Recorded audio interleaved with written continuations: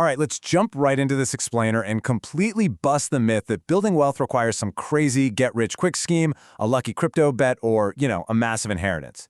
If you've been endlessly searching for the secret to lasting financial success, the truth is the formula has literally been hiding in plain sight for thousands of years.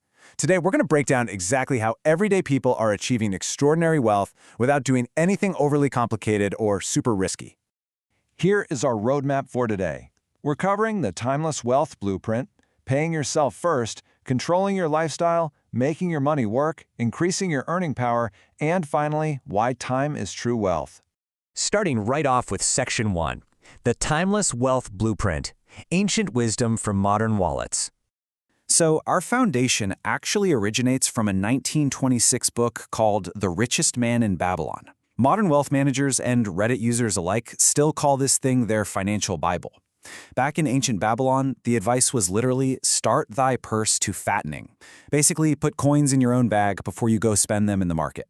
Today, that exact same principle just translates to automating your 401k contributions and setting up recurring transfers to your index funds. The tools are digital now, but the actual human behavior required for financial success, it's identical. And look, this isn't just some anecdotal observation. It's actually academically proven. A massive study of popular personal finance advice by James J. Choi at the National Bureau of Economic Research found this exact same Babylonian principle echoed across 16 modern financial bestsellers. The real secret of paying yourself first is purely psychological. As the study notes, you simply cannot spend what you don't see. Let's move to Section 2, Pay Yourself First, the simple formula. Gatewood Wealth Solutions points out a really crucial contrast here. Let's look at two profiles, Sarah and Emily.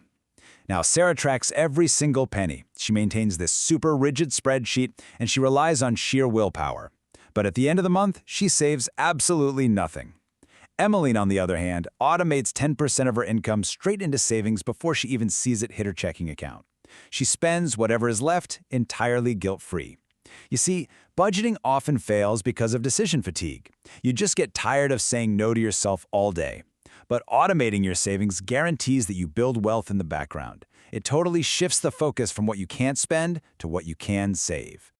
Now, I know exactly what you might be thinking. You're saying, I barely have enough to cover rent and groceries. 10% sounds literally impossible. If that's you, the Pupcake Sugar Financial blog recommends this incredibly simple 4-step challenge. Just start with 1%. Seriously, if you make $1,000, that's just $10. The initial amount doesn't even matter. What matters is building the momentum of paying yourself first. You set a goal, you automate that 1%, you check your progress, and then you celebrate. Once the habit is fully locked in, you just gradually increase it over time. All right, Section 3, Control Your Lifestyle, Guarding Your Wealth. To truly guard your wealth, you have to tackle this silent killer that traps even the highest earners. You can pay yourself first all you want, but if you don't master this next concept, you are going to stay stuck on the financial treadmill forever. It's called lifestyle creep. This happens when you get a raise, a bonus, or land a better-paying job, and your spending just immediately rises to match your new income. You buy a more expensive car, you upgrade to a luxury apartment, you start eating out at way fancier restaurants. The illusion is that you feel wealthier because of the nicer things you own. But the reality? You aren't actually getting wealthier at all. You're just increasing your overhead. You're simply taking your new money and passing it directly to someone else. Everyday people prove this principle perfectly. Take a look at this quote from a VP of marketing on Reddit who built a $1.3 million net worth. They point out that the biggest wealth killers are expensive cars, oversized houses, and credit card debt. Even though they and their partner make really strong corporate salaries, they made the choice to buy a boring $35,000 truck instead of a luxury SUV, and they bought a $250,000 house, even though the bank approved them for a $600,000 one. True wealth isn't about looking rich, it's about having actual retainable capital. Which brings us to Section 4, Make Your Money Work, the Power of Compounding. Once you've controlled your spending and you're consistently paying yourself first, you absolutely have to execute this next step. If you just hide your cash under a mattress or leave it sitting in a standard low-yield checking account, you're actually going to lose money over time because of inflation. The ancient text calls the solution making your gold multiply, describing money as a diligent worker that never sleeps. Best-selling author Ramit Sethi translates this ancient Babylonian concept straight into today's reality, letting compound interest do all the heavy lifting in low-cost, diversified index funds. every single dollar you invest is like a tiny employee working 24/7 to earn you more dollars. This quote right here from a Reddit user perfectly captures a really important reality. Successful investing is usually, honestly, incredibly boring. It requires completely ignoring the flashy crypto hype, tuning out the latest hot stock tips, and skipping the get-rich-quick schemes.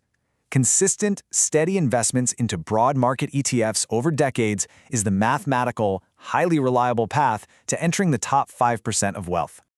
Okay, Section 5. Increase your earning power, the ultimate multiplier. So, there is a hard mathematical limit to how much you can cut from your budget, but there is absolutely no limit to how much you can earn. Just look at this number, $140,000. This is the annual salary a Reddit IT worker achieved simply by investing in his own skills using that same Babylonian blueprint. Let's look at exactly how he did it, because this is honestly one of the most powerful examples in this whole explainer. Following this incredible timeline, you can clearly see the trajectory. Back in 2015, this user was making just $300 a week, working in construction, living in a small town. But he started saving just $30 a week. Eventually, he used $60 of those savings to buy a single IT certification book. He studied hard for 4 months, passed the test, and landed an entry-level IT job making $13 an hour. He kept volunteering for the hard projects, kept learning, and eventually earned his degree online. 6 years later, he is making $140,000 a year and saving over 50% of his income. Saving just $60 to buy a book completely transformed his earning power and his entire life. The best investment you will ever make, hands down, is in your own skills. Finally, Section 6. Time is true wealth, defining the finish line. This section really redefines what we are actually trying to achieve with all this saved and invested money. Why even follow this blueprint in the first place? Well, as we look at what it truly means to be wealthy, we have to neutrally examine a major debate that pops up constantly in our sources regarding homeownership, because how you view this one asset heavily influences your entire financial path. On one hand, we have the traditional advice. Ancient parables and traditional advisors strongly argue that a house is a foundational asset. It builds equity and it roots you in a community. But on the other hand, modern groups like the FIRE movement, which stands for Financial Independence, Retire Early, and digital nomadic communities argue something very different. They firmly state that renting provides the necessary geographic freedom and flexibility for modern life. They argue that sinking all your cash into a mortgage limits your ability to seize new high-paying job opportunities across the country, or to just travel the world. Now, we aren't taking a side here, but it's absolutely vital to recognize that the definition of a profitable dwelling completely changes depending on what kind of life you want to build. But regardless of where you stand on real estate, the ultimate goal remains exactly the same. Reaching financial independence isn't about buying a bunch of luxury items or blindly hoarding cash like a dragon. The modern pursuit of wealth, driven by these ancient principles, is about realizing that time is our absolute most important currency. By controlling your spending and investing wisely, you gain the sheer freedom to step away from a 9-to-5 career if it isn't fulfilling you. Financial success is quite literally buying back your own time. This quote from an everyday investor just beautifully summarizes why this entire blueprint matters. They define wealth as simply watching the sunrise, having slow mornings, and not having a boss dictate their schedule. Financial success is ultimately about the freedom to live life entirely on your own terms. It's the profound peace of mind that comes from knowing you are secure. I want to leave you with this final, provocative question to ask yourself today, straight from the core of Gatewood Wealth's philosophy.